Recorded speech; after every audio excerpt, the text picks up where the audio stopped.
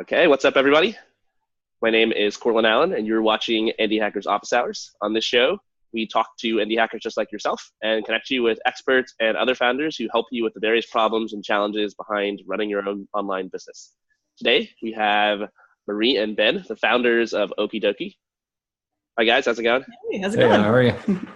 You guys specialize in helping people run their entire digital ecosystem and running their online business from start to finish. And we've got a few people who are here to talk to you today. So first up, we have Vilas. Vilas, why don't you introduce yourself? Let us know what you're working on and how Ben and Marie can help. Hello, guys. Really exciting times. I'm apologizing for my English, which is not really native language, but I'll try to be clear. I'm originally from Lithuania, so it's Central Europe, so it's 10 p.m. on Friday night here. It's really weird to sit in the office at this time, but at the same time, exciting to talk to you.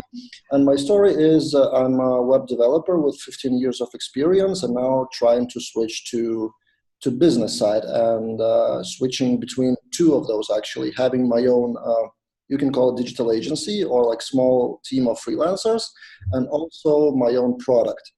And I'm trying, the goal is to switch from client work to product work.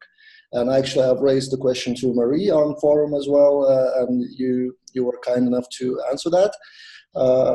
This is my story, and I have a few questions around it. So the goal of the journey is to completely remove the client work, if possible, or at least minimize it, because I think it's more stressful and unpredictable.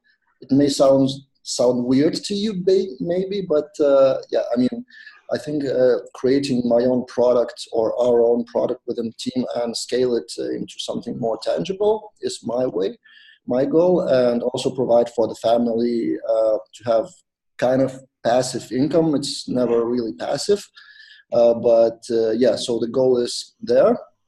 And questions around it. So I have my product, which is code generator for developers. So it's within the same market. So I'm a developer myself. I have a agency of developers, team of three people, and we create a product for developers as well, also including for ourselves. So it was born to save our own time, and now we're trying to make a product out of it.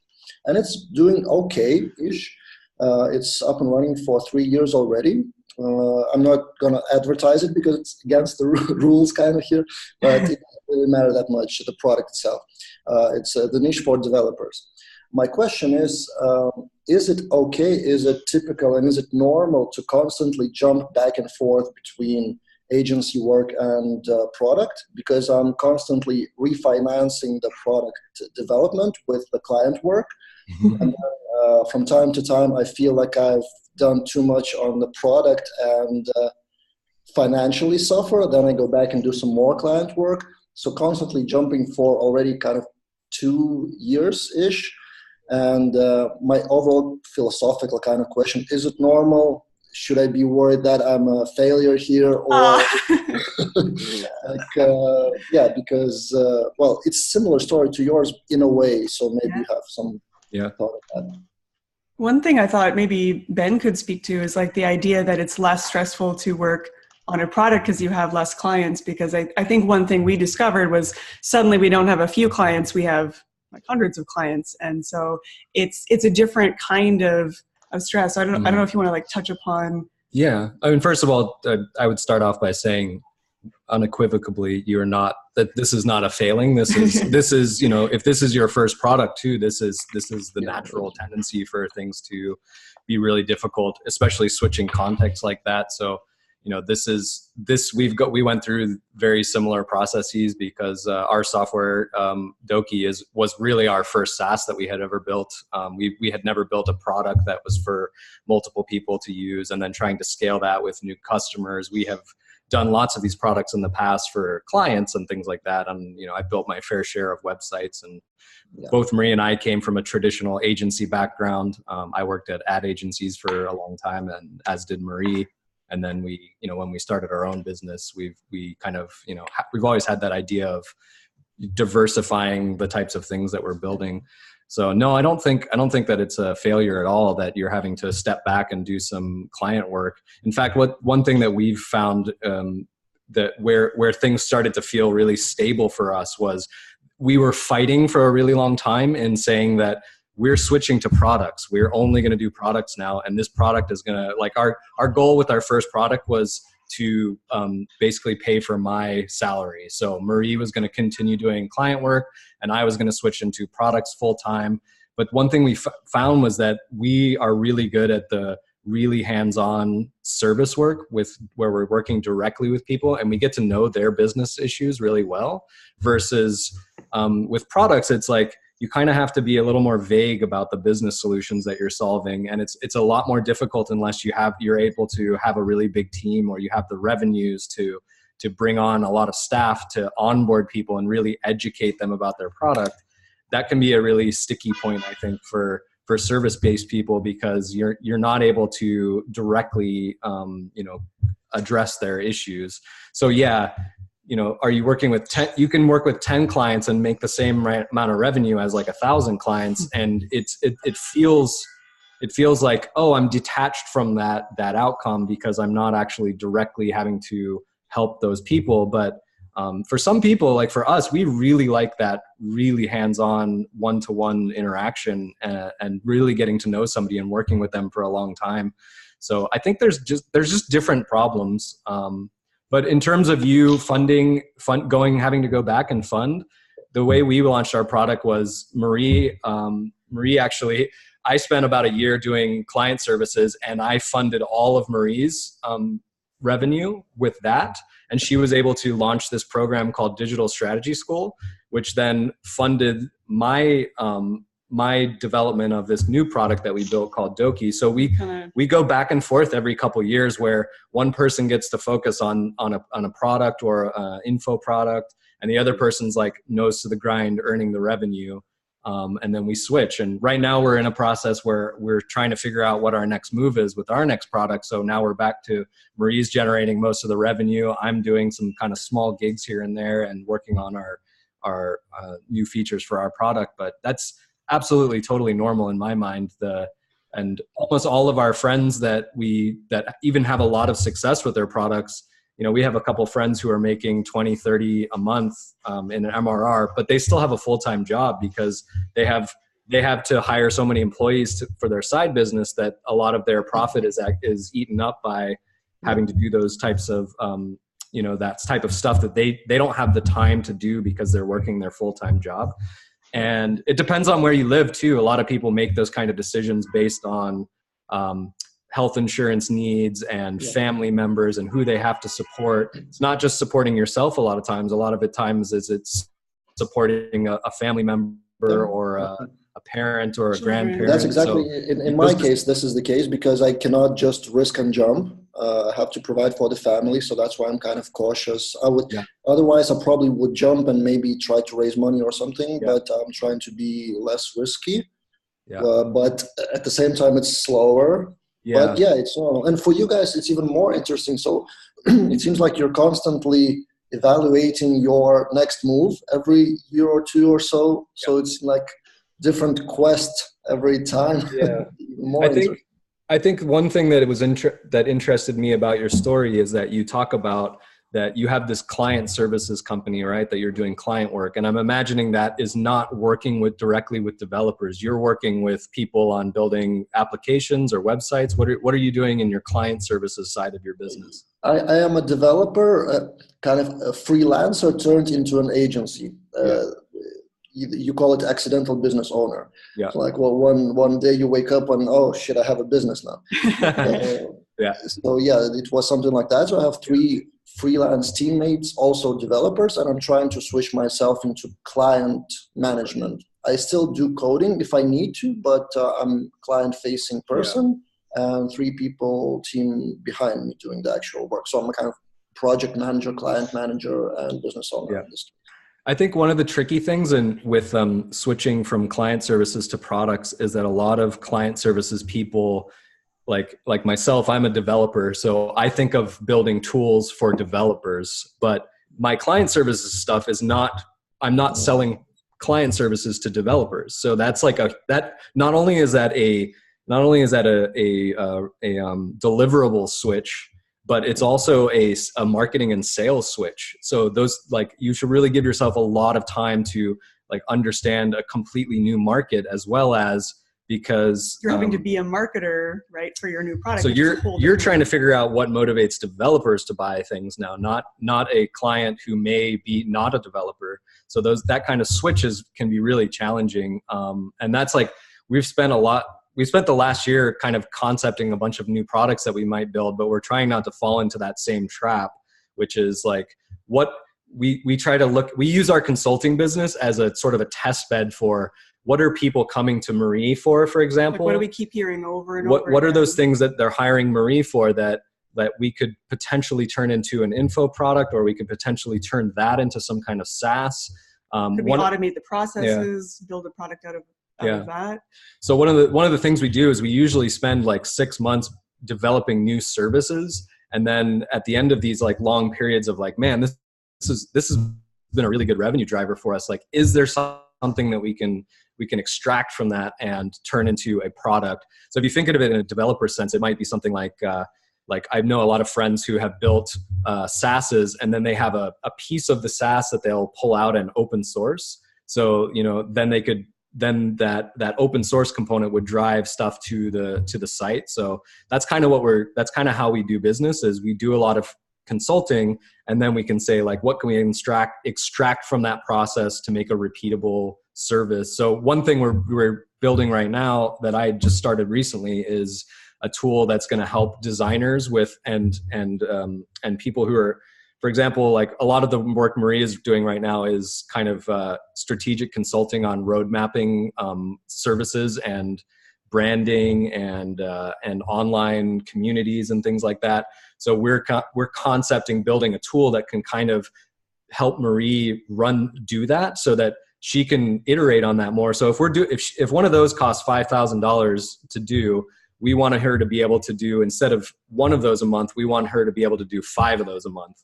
And then if we can build a tool that helps her do that, then maybe we could start turning that tool into a white labelable process, or a system that share it with other designers so that they can they can white label it. So my challenge to you would be to consider how you could look at the stuff that's really working in your client services and the people that you're freelancing with, and consider how those development tools you might be able to scale the client side of your business so that you're earning more revenue, so that you're able to then in turn devote more time to the software side of things. So if you have more consistent client service revenue, then you can maybe you could switch up the business so that your consultants are kind of running that side of the business for you. That frees up your time to be able to devote to, a 40-hour work week, or whatever you can devote to your software, which is what Marie and I do. We can't both work on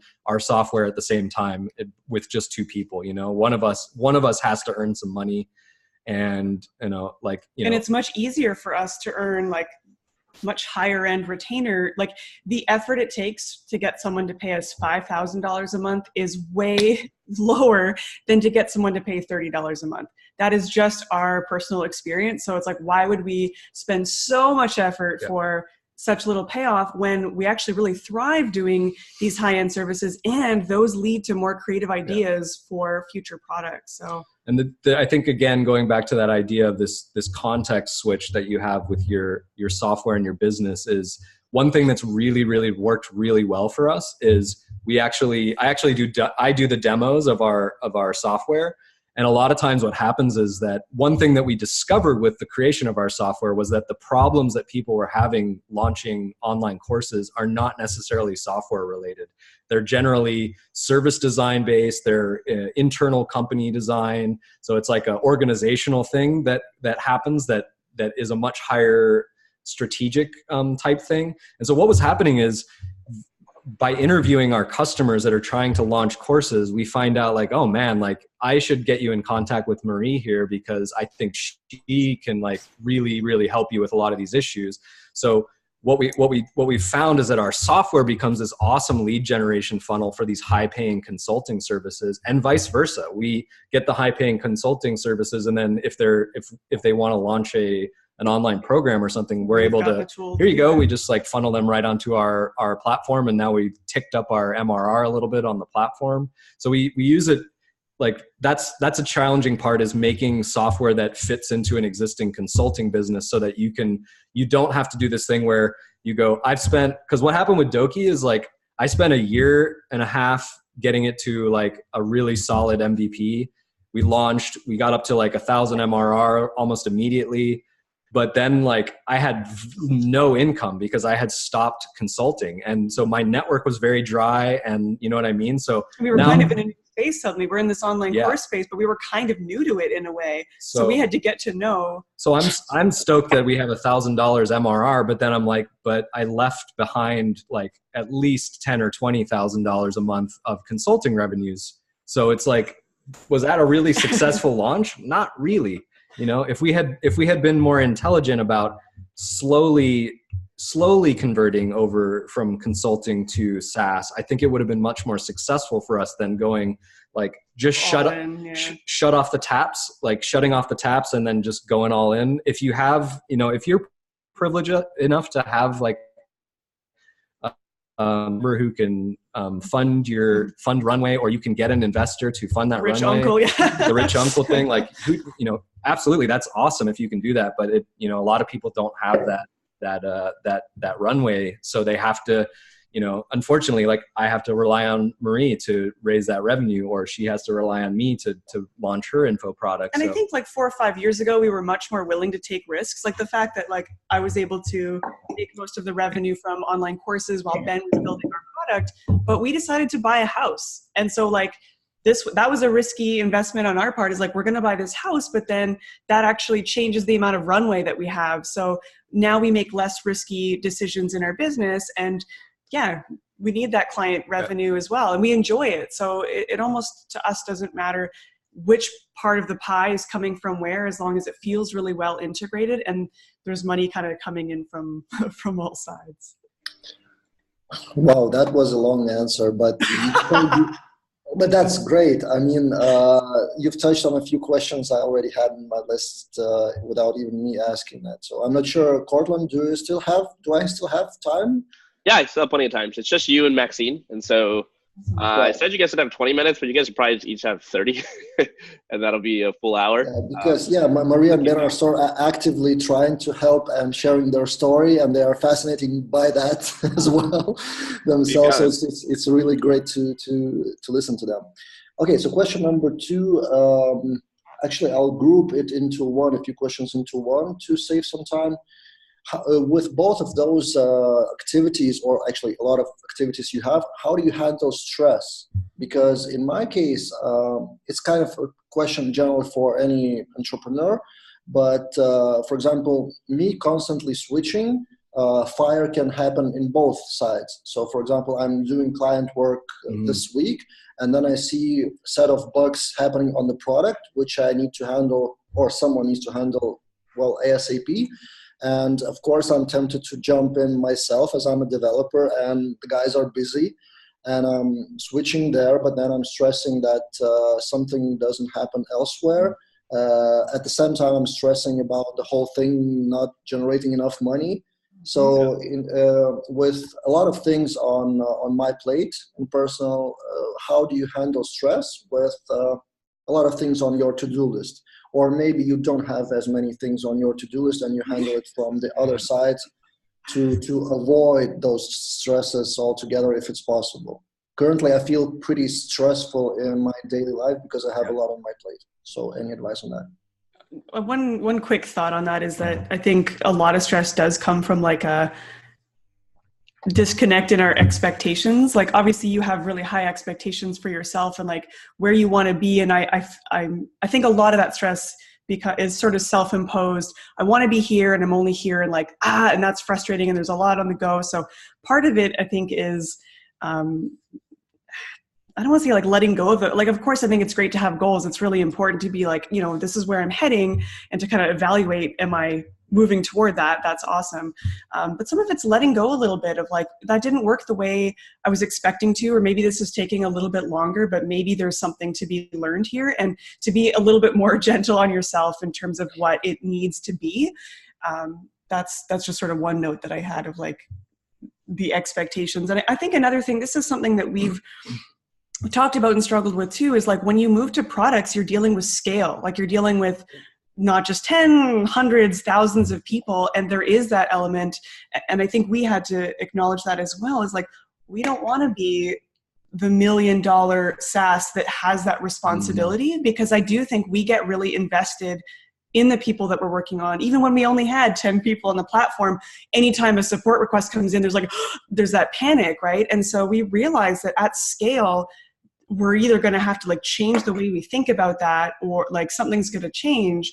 So I think that model of scale doesn't make sense for our personality types, and because we get so invested. So for me, I think, you know, having worked on the software for so long, the longer that you get at it, and the more systems that you develop for sort of like, you know, managing bug tracking and ticketing, and kind of understanding what, I think you get a better understanding of what the impact of a specific bug might be if you have these good monitoring tools and things like that. So it allows you to do things such as, you know, when I first shipped, you know, if I got a JavaScript type error or something, I would just be freaking out.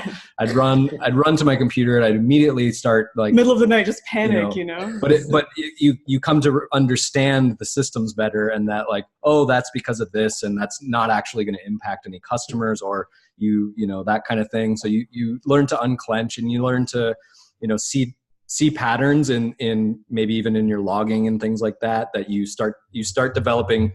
Okay, last time that happened, you know, that was because, you know, I couldn't connect to Postgres. And so I know that's not my issue. That's, you know, the hosting services issue or something like that. So you can kind of get ahead of stuff like that, and it reduces your stress in that way. In terms of, I mean, in general, I will rephrase my question a little. Just daily routine. Something happens and you're kind of don't have time immediately for it, but like, I'm using Todoist for my daily list, and in the morning I give myself the task list, and usually in the afternoon I see that it's sometimes even bigger than in the morning. Typical, right? But I feel stressful. Yeah. So is it? Are you overbooking? Typical, but what is your daily routine? Gotcha. Handling that? So I typically, and we both are using this software called Notion right now for doing. Yeah, we have. And Marie's weekly schedules are absolutely insane. I actually think she's going to be putting together a course on how she uses Notion to structure her weeks. She basically makes this really complex planner that has, you know, goals and tasks and what she's eating and how she felt during the day at certain times. It's very, very like granular down to the hour. Well, even looking at like what was planned for this week that didn't get done. Yeah. So then I have this like dump at the end of the week, and I look at like how much am I scheduling in that I think I'm going to get done versus what I'm actually getting done, because you may be getting into that habit of overbooking week after week after week, and then of course you never feel like you've reached your goal. So one thing they recommend in the book, it might be the 12-week year. It's a really excellent book if you haven't read it before. But I'm making notes as well. He recommends like a 3-hour buffer block every week. You could break it up. It could be like an hour on Monday, Wednesday, Friday, but it's that time that is actually dedicated for the shit that I didn't get to this week. And it's like you actually put that in your schedule. It's a built-in buffer specifically for these kind of things. And you may need to scale back a little bit and find out like, where do you need more support? Do you need to delegate to more team members? Do you need to get a little bit more support with some of these tasks? You should post your link to your margins article too. She wrote an article a while back about how we don't design for margins, and basically you want to schedule 80% of your time every day so that you always have some kind of buffer. Like take out 20% of your schedule and work with the rest. You know, like don't fill it. We always fill it up to 100%, which always humans are bad at estimating our time in the future. So that ends up being 120, 140% that we've scheduled up, right? So what if you only had to book up 80% of your week and you were profitable enough at that 80%, like you had to work with that, then of course you're going to move into your buffer time, but at least you've been a little bit more reasonable about what's possible. I think having templated days as well really helps. Maybe theming days of the week, thematic days, and also I've had really good success, and I've heard this idea. I don't recall where I got it from, but if you can really only do one thing a day. Like if you try to do, you say, oh, I think these things will take me 4 hours or whatever, but the way that tasks, especially with development, happens, you're like, oh, this will be a simple feature complete in 1 hour, and then you don't really account for writing tests, or oh, it broke some other part of the system, or oh, I need to do design here. So just giving yourself one task to do, and then scheduling in margins for the windfall of bugs happen, that kind of stuff, and forgive yourself for not finishing your tasks. Don't you can't take that as a failing every single time, because we fail every day, and you can only look at those misses as opportunities to rework your schedule each week and say like, okay, like realistically, like I only really have energy to work 4 hours a day. Like, the other 4 maybe are just kind of email and blah, blah, blah. So don't schedule 8 hours to work on a development task, because you're never going to get 8 hours of development time. You're going to get maybe 2 or 3 if you're really, really focused, I think. Yeah. I'll say something here too, because I have the same issue of overscheduling constantly. And then I also use Notion, and on my weekly task list, by the end of it, I just have all these tasks that like I had planned to do, I didn't get to. And it's really difficult because I convince myself I can do so much, because I'll have some days where I actually do sit down and bang out 8 hours of coding. Yeah. Oh, I can do this. And then I'll have some days where like I do nothing. I'm like, why just chatted online and answered emails all day? Like, what happened? So it's really inconsistent. It's hard to figure out like what is my baseline. But having like all those tasks get pushed down every week tells me at least that like I'm scheduling way too much. So maybe that's helpful. Yeah. Well, I like what Marie does too, because she keeps track of what's happening in her life at the same time. So you can go back and be more objective about like, well, oh man, like that week was when, that happened with that friend of mine, and like I was checked out for 2 days. And so you can kind of see connections. Yeah. You can get a little, that's that kind of, it's not that work-life balancing, it's that work-life integration type piece, which goes further and says, how are the two things overlapping and interacting more than just like, this is my 4 hours for work, this is my 4 hours for life. Like those things are going to mesh a lot. And I think also you got to take that zoomed out view. Like I'm not looking at day-to-day productivity, because like you said, there's going to be days where you're like, today's a write-off, it's just not going to happen, I'm not feeling it. And so there's seasons in a day, there's seasons in the year. There's even years that feel like that they are a certain season, right? So I know that like I love gardening, and every April, May, I'm not going to get that much done because like I'm out daily in the garden, and I have to plan for that in my year. I know in the winter, I'm so much more productive because it's dark and I don't want to be outside. So I'm doing more so if I pay attention to these seasons, I can actually be more planful and be a little bit more forgiving in myself. Like, yeah, I know April's like, my days are just a little shorter, and that's okay. I've like accepted it and embraced it and stopped kind of judging myself for it. Yeah, I feel I've been answered here. Yeah, I have like, this is like a list of simultaneously. Be more gentle on yourself, right? With those. Yeah, that's the overall theme, it seems. So yeah, I guess I will leave the room for Maxine, for a colleague to chat. And thanks a lot. I have some stuff to think about over the weekend. Yeah, I'll probably pick up because my MacBook is dying on 20%, so probably not gonna handle the Maxine's part, but I will stay for as long as I can. Cool. Good luck. Thanks a lot, both Marie and Dan. Yeah, feel free to send us an email if you have any further questions. We'd love to talk about your product and things like that offline. Yeah, great. Thanks a lot. Thanks so much, Maria. Yep. All right. Next, we have Maxine Cunningham. Maxine, why don't you say hi, let us know what you're working on, and let Marie and Ben know how they can help. Sounds good. So I do know Marie and Ben outside of this, so this is just like an additional consulting session with them, which is always appreciated. So I'm the CEO of Pick My Brain. Pick My Brain is a tool that makes it easy for uniquely knowledgeable people who want to share more of what they know with others, do so really easily with boundaries in place. So think Pick My Brain calls, paid Pick My Brain calls, coffee and conversations, work sessions, etc. So I started Pick My Brain. I got the idea about 3 years ago, started building code about 2 years ago, have had a functioning product for about a year now, have 300 brains onboarded onto our system, and making between 5 and 10,000 MRR, mostly between professional services, and starting to try to build up a little bit more of my SaaS model, still deciding on it. So the two ways I make money right now,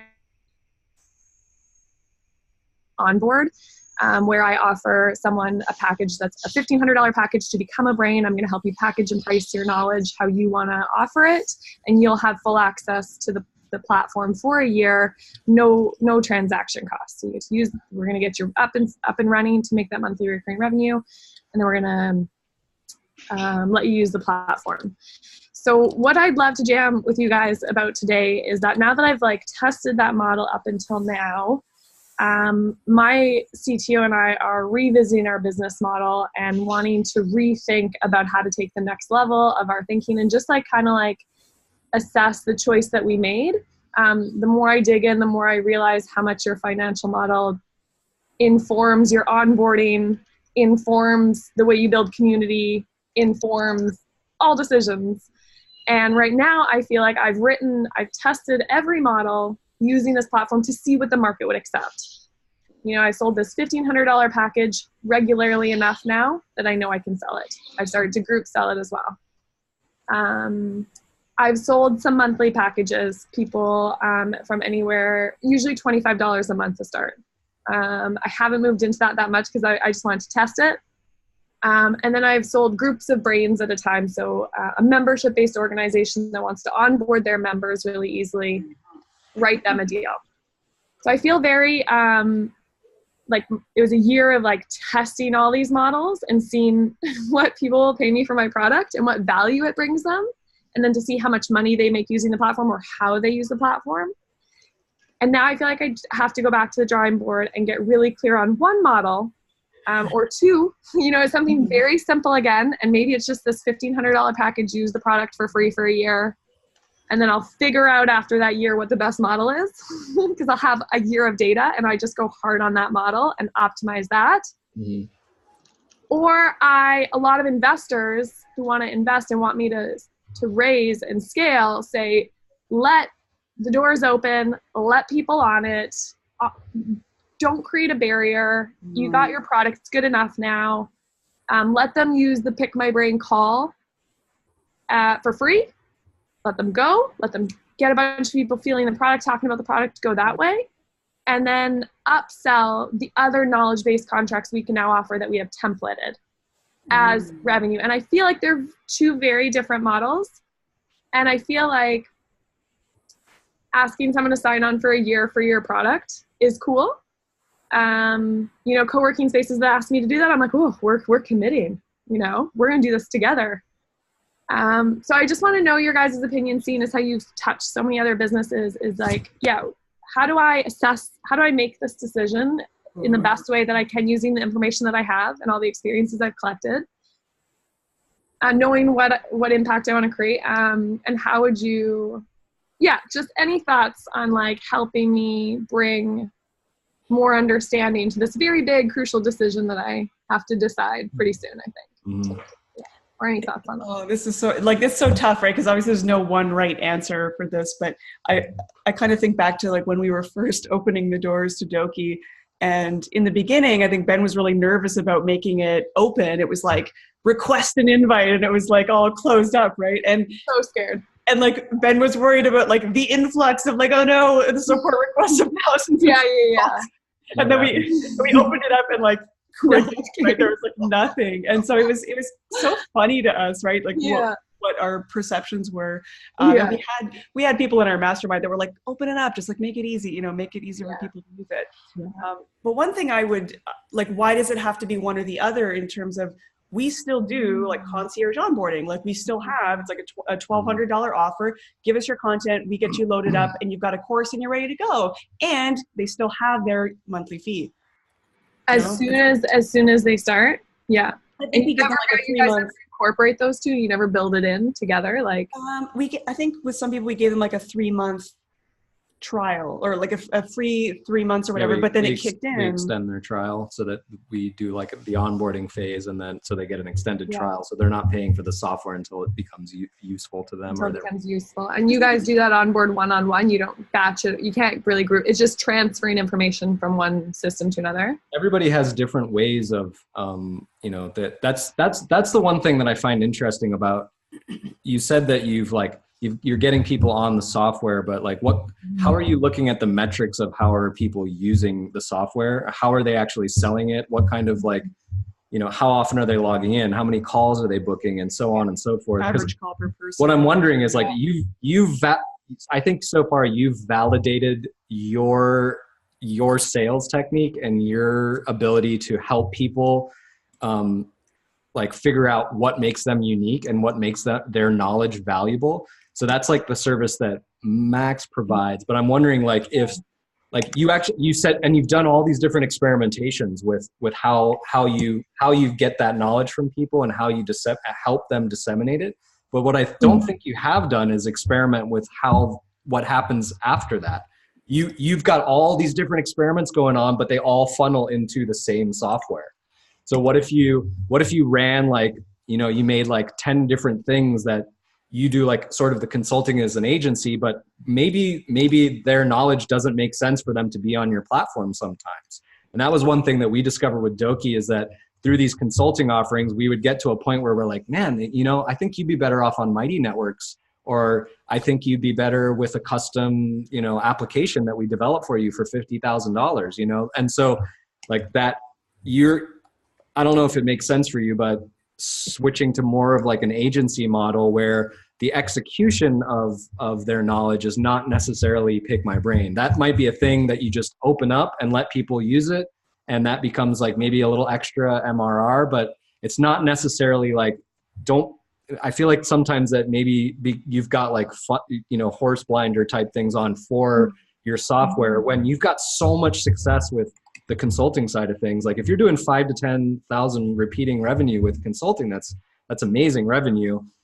But it sounds like you don't have the same success with the software. And that's kind of like the place where we got, where we had some success with our software, but like via the software, we were discovering all these awesome consulting opportunities that were like driving back up our consulting. Well, and we realized revenues. like the software is like, it's the smallest part of where the value is. It's like, yeah, okay, it's like the software, it's fine. But really where the value was getting them launching, getting them actually making a course, figuring out like the product market fit for their course. Like all of that stuff was where all that value was created.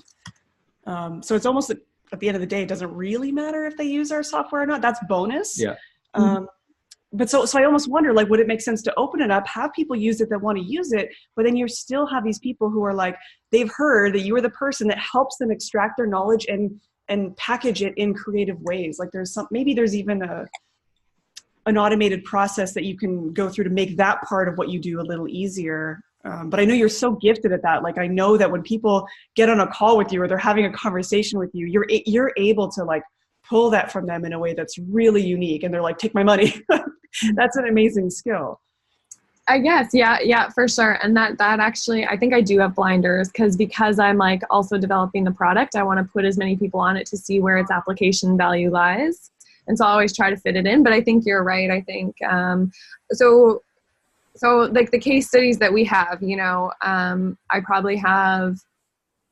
we've done about 540 connections through the site. Average calls last between 45 and an hour, which is like long. People make anywhere between $200 to like $3,000 a month. And this is for about, I'd say 100 of our 300 users.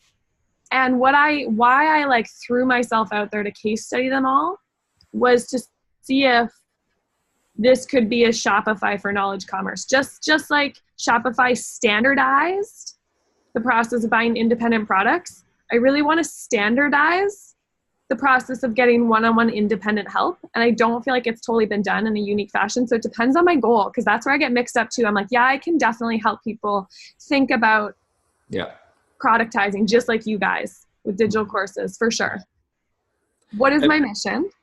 What issue do I see in the industry? And that is like conflicting with like where I can get revenue consulting. But I could also go achieve my mission and raise, because if I can convince people to give me money, which I can, should I? This is my conundrum. This is the fork that I'm at, because I love your guys' life. So I love working with people too. I love it so much. And this is where I'm stuck. And I'm like, how do I make that decision? Do I like just keep trying both? Do I go try to raise? I've, repeatedly been told, and if I want to do the mission as to create a standardized way to book unique independence, and template these knowledge-based contracts, because I don't know about you guys, but just like before Shopify, every independent that I have to go to their site and go work with me, go to this box, fill out this contact form, or go to Acuity, or go to Calendly, or email. Like, I feel like it's the UX UI flow of hiring independents is like so annoying, and it's holding all of us back. And I feel like Pick My Brain could template it. And I feel like it's kind of like the new LinkedIn as well. It could be. And so that really lends itself to just like templating this and trying to get as many people as I want on it, as I can on it too. So I'm like, am I going for the mission? Am I going for like what I love to do? Am I good at, like, don't know.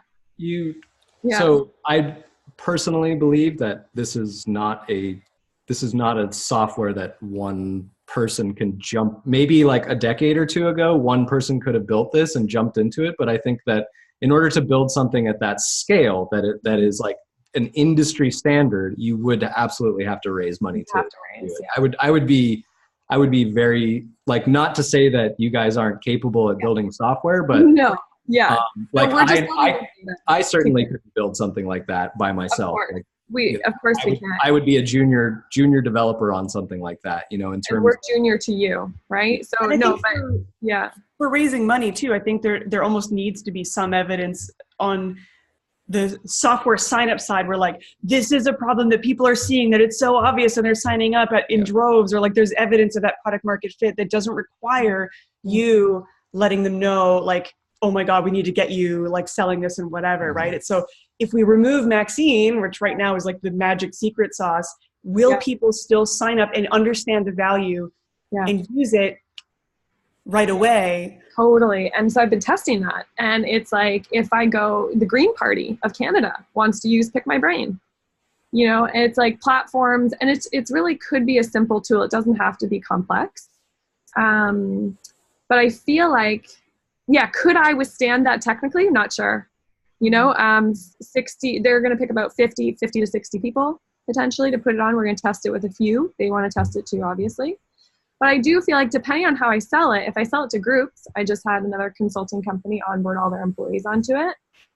That's a B2B sale. I've been doing B2C.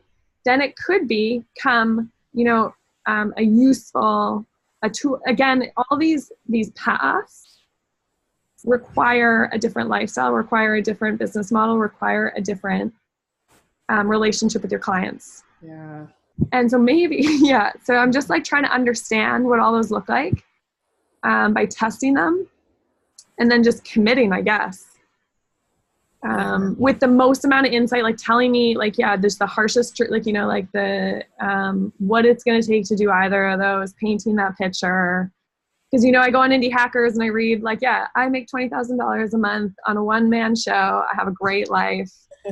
All my clients only have to email me. I don't even use Asana. And I'm like, oh my God. I was like, that sounds really nice too.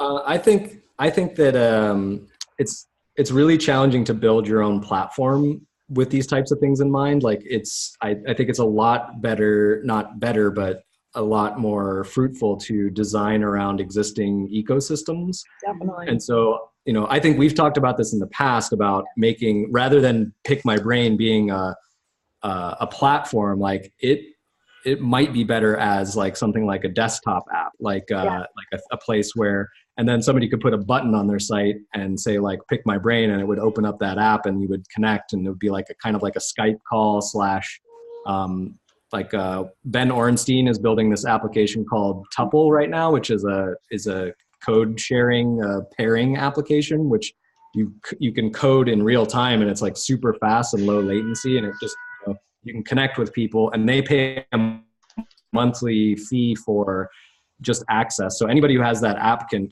connect and talk to each other, and maybe that's where you move out of the platform area and make more of like well, I guess it would be a PaaS rather than a software as a service. It'd be a platform as a service, so that somebody like Cortland at Indie Hackers could build a integration that allowed people to connect on their website, rather than it being like, go to pickmybrain.whatever and connecting on it's a lot easier to build, I think, infrastructure services that will get used by lots and lots of like enterprise people, versus doing what you're doing right now is more like the B2C type thing, which is incredibly hard to break into, I think. We've really struggled with it with our software, that because you have to sell like over and over and over again, rather than selling to like a business and then they buy like, the ability to use your software within there on the desktop in the browser and, connect people. And is pick my, you've got this like a kind of obsession with like external knowledge sharing versus like, I love the idea of you doing these group things. So it's like, I'm seeing a lot of these SaaSes come out lately, which is about internal team knowledge sharing and being able to find knowledge internally. So like if I work at a 400 person company, it's like, who at our company can I talk to right now to, and that kind of like, a lot of these companies have these AI things, which are looking at what are people asking about, what are they learning, and that kind of thing. And it'll automatically pull up, somebody that knows something about that and suggest that they talk to that person. Mm-hmm. So maybe it's less of a financial transaction to buy knowledge and more of a share knowledge. And, I like the idea of bartering too in a system like this. I think some of your competitors have that kind of thing where you can say like, my time is worth 1 credit, and I could, we could line up with somebody and trade rather than it being like financial transactions. So where can you leverage existing knowledge communities and build a platform on top of that? Is Quora, is Stack Overflow, is LinkedIn, do they have APIs that you could build on top of and leverage to be able to, you basically then can like get all of their community right out of the, so if you have 1 million users or whatever on one of those communities, now they have access and they're using your software and can, buy it, you can bring them in, versus having to sell every individual person on your platform. Mm-hmm. Like we have so many friends that build stuff like Heroku applications, and you don't have to get into that community and sell an individual person on your SaaS. You're selling like within a validated, already existing community of people that need those like type of Shopify services. Apps, right? It's like you build an app that build a Pick My Brain Shopify app. That would be huge. The ability to buy. I want to buy a product on your Shopify site. I also want an hour of your time. And then you do your, I think your stuff works with Twilio. So you have the service that actually does the scheduling, the booking, build on top of those, go build a plugin for BigCommerce, Shopify. And like you say, you want to be the Shopify of knowledge, make a Shopify app to start. prove that people need that when they're shopping. And then you can go back and build your own platform or, make a service that they could add that to their own website. I think integrating with existing services and like that kind of microservices concept is really powerful for this. Yeah. You have like Cortland is part of, I guess Indie Hackers is officially part of Stripe. So like Stripe is a service that people don't go directly to Stripe and buy products. It's a microservice that they integrate into their own site. So what if you, instead of Shopify, like Shopify or Stripe for knowledge don't do the like pick my brain is where you go to find the knowledge, because then you're dipping into the marketplace thing. And I think that's one thing that you've struggled with is the like you don't have a marketplace where people go and say, I want to learn about Bitcoin or crypto technology. There's nowhere for pick my brain to get found. And so there's no real reason for people to use your service, because it's not like YouTube where you've got this really hardcore SEO driven, you know, people are creating videos and getting found by randoms because they're searching for stuff. Whereas pick my brain, there's no incentive for a brain to put their stuff on your platform, because you're not giving that knowledge. Not yet. Yeah. Because we're small. Yeah. We didn't go marketplace at first intentionally. We just used it for people that wanted to use it privately. Yeah. I think going in one of those directions would be your next step, to go either hardcore marketplace where you become known as the place where you can go get knowledge of any topic. And then you become like a Quora or Stack Overflow, but with the ability to monetize that knowledge. Because the other thing too is like someone who's using your platform maybe doesn't have a ton of their own like DIY experience. Maybe they don't have their own website, or maybe they're just not sure about how to market themselves. So how can you help these people market themselves so that they're more able to get their calls booked?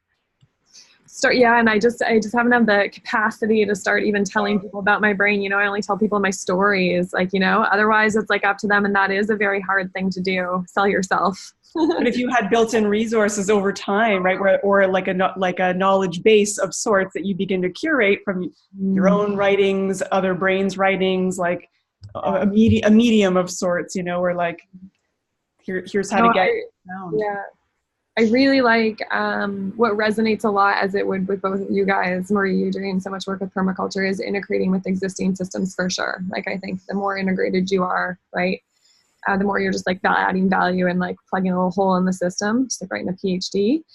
And then that would just be like a technical problem I don't understand how to do, I guess, you know? So now I have to be like, what is my first, do I take the existing tech I have, these templatable knowledge-based services, and make them pluggable first, right? Do I go build a Shopify app? Like, I think I really like that idea. And I also really like hardcore marketplace, like Airbnb experiences, just onboard as many in New York. So I'm in New York, so easy to onboard people for to offer themselves for coffee and conversation. Still have to test demand, but could onboard 50 people in New York in a month and hire that job out to do city by city and go build that marketplace and create this marketplace with things that I can't book anywhere else. You know, like both, I understand that model more technically and relationship wise. Integrations, not sure how to talk to Shopify. I know that's why Shopify is so strong, is because of all the apps that are created for it. But I've never like dove in there. So is it like both of these answers to me require funding too? And I'm at a position where I have an opportunity to go for that, just to see, who knows, right? I've got a decent enough beta and some tests that like would validate and have been validated that people give me money. But I have to put like both. Is that what funding is for? You know, like I'm going to try to go for a hardcore marketplace. This is what I think I'll need to do it. Yeah. At the same time, I'm going to do an offshoot product and build an integration app for Shopify. Because regardless, what we're trying to do is monetize independence time in a really easy way. Because I haven't seen it done the way I can think it could be done. Yeah. The closest, I think, is the Airbnb experiences thing. Totally. Yeah. That's the closest thing I can think of in the direction that you've been moving. And again, like the value of Airbnb is the ability to be like people near me. So if you don't have a search or you don't have Airbnb is a marketplace at the end of the day. Definitely. So if you don't have the properties on there, there's no value for people going there. So you need the brain. So you should absolutely, if you're going that direction, marketplace, you've got to open up and start. We will. Getting brains onboarded like crazy. Yeah. But I know that you've been doing, we were just talking about this just a few minutes ago, because Marie just got onboarded to Superhuman. We've been chatting about that. Me and Lori. Everyone's like talking about their onboarding. Yeah. She was saying how amazing this onboarding was and sent me an invite. And so I got the onboarding thing. I went through the onboarding and they actually declined me. They were like, no, we don't want you as a customer, because like I have 6 inboxes, and because I have like support emails, contact emails, and old emails, personal emails. Yeah. And I put in there that unified inbox is critical to me. Like I gotta have that. And they were like, yeah, we don't have that. So you're not a good customer for us. So we're going to kick you on down the road and say, we'll have that eventually. But right now you're not a good fit. They're like minimizing their customer support. Minimize the customer support. They're only getting people who are going to, like Marie, who are going to get on there and be like, this is amazing. You know, they want to have that experience where it takes you from email is blah to email is absolutely phenomenal. Yeah. So I think for you, like that would be key to start onboarding more people and be a little less rigid. But I think at this point you need to be a little less rigid for who you're onboarding. You know, you have to have the self-service thing. And you know, the times that I've used your software, there's still like quite a lack of setting up my own account, self-service. That would be pretty key to start with, so that people can nail the self-study onboard. Well, if we let people start onboarding themselves, like again, that's a step. Yeah. And watching, going through Airbnb's experience, it's like you make this experience, you submit it 2 to 4 weeks to be reviewed, and then you're up. And so what do you think? I think for you that Airbnb, like customer success for Airbnb is getting people's places booked, right? So for you, your success metric is probably going to be less like MRR or whatever, and it's more like calls booked with my brain. Time spent. So you have to provide customer to your end customer, and in order to provide value to them, they have to provide value to their end customer. And you have the same issues that we have with our software, which is we have 2 layers of customer that we have to make happy. So we sometimes get our customers asking for us for support, and we kind of are like, well, you should talk to this is your admin, so you should talk to them. So that, you know, that double layer of customers is really, really challenging. Yeah, that's something to note. You're like us. We started our first product on advanced mode, and you know, yeah, I know. That's why you guys are the perfect mentors. I like Haza. No, I think this is so good. This is so helpful. Like I came in, I was like, oh my, okay, because you like throw out all these business models. Like, what will the market pay me for what I want to do? And then you got to like dive in. But I think the delineation, the real value is like, do you want to be a hardcore marketplace? Then be a hardcore marketplace and get your systems up and running and do it. Yep. Or do you want to build and dip in and build off all of these tools? You know, if you write a blog, to me at the bottom should be availability. If I can pick your brain, if I like was so moved by your blog, which Marie, your last blog was amazing. Like again, like that call to like increasing the ROI on our digital assets. Is that an integratable tool? What does that look like? Can I outsource that? Like, you know, I got to figure out, but I both need money. So I'm almost, you know, like New York is kind of validating it. People around me are asking, and I'm like, okay, maybe both. I just need to get the idea, a bit more funding so I can test them actually. Because you can only test so much with 2 people, you know? Yeah. You're like, so many hours in the day. Yeah. And then you make your business model so you can live and do it. And so then your business model is attached to something that shouldn't be.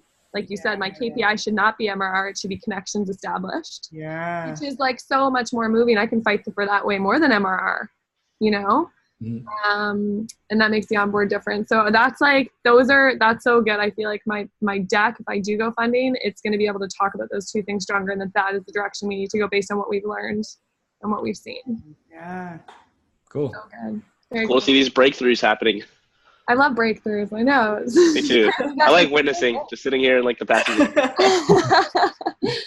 Well, listen, we were right at 4 p.m., at least Eastern time. It's been a pleasure watching you talk, Maxine, and thank you so much, Marie and Ben, for helping everybody out today. Yeah, thanks for having us. Really just being yourselves. Can you tell viewers where they can go to find out more about the 2 of you and what you guys are up to? Yeah, you can go to weareokidoki.com or check out our platform Doki, doki.io, and we're pretty active on Twitter and me more so on Instagram, Marie Poulin. So what's your Twitter handle? Type 1 Air. That's the same as our Indie Hackers handles. Oh yeah. And you can find us at Indie Hackers. Yeah, find us on Indie Hackers. All right. Well, thanks so much, everybody. Thanks, Corlin. Thank you. Take care.